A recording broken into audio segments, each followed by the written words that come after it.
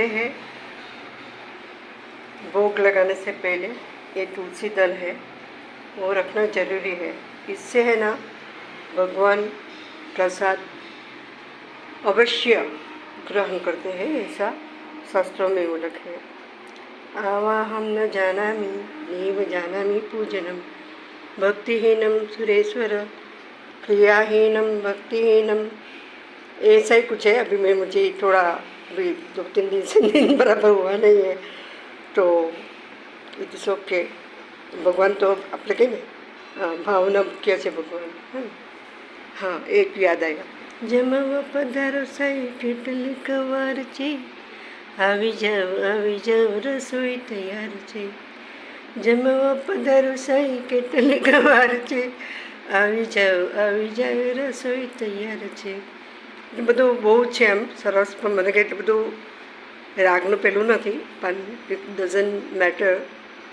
તો ભાવના મુખ્ય છે। કહેવાય છે કે રામજીએ સબરીના એઠા બહુ અંગીકાર કર્યા, એટલે એમને હાથથી જ ટોળ્યા છે, કે મોઢાથી એઠા ના કર્યા હોય, એટલે તો વિવેક એનામાં આપ્યો જ હશે ભગવાને।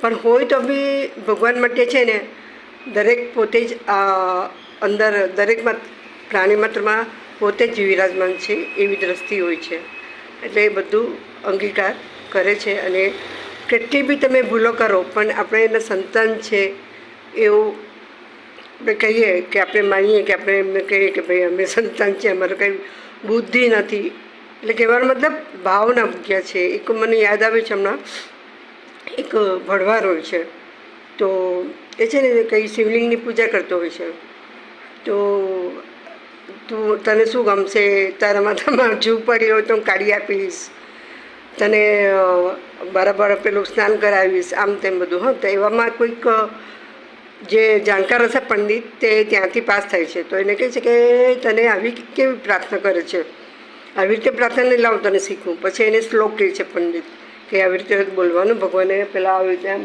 આહ્વાન કરવાનું, પવિત્ર કરવાનું બધું, પછી બધું તો પછી એ કહીને જેવો પંડિત બહાર જાય છે ને, થોડીક દૂર જાય છે ને, તો એને એવો અવાજ સંભળાય છે કે તું કેટલો અહંકારી છે, એમ કે પેલો ભાવથી મને ભજતો હતો એ મને વધારે ગમતું હતું, મને કંઈ મંત્રની જરૂર નથી હોતી, હું તો ભગવાન કહે છે હું તો ભાવનો જ ભૂખ્યો છું, જા ને પાછો જા અને કે તું જે રીતે પૂજા કરે છે એ ભગવાનને બહુ ગમે છે।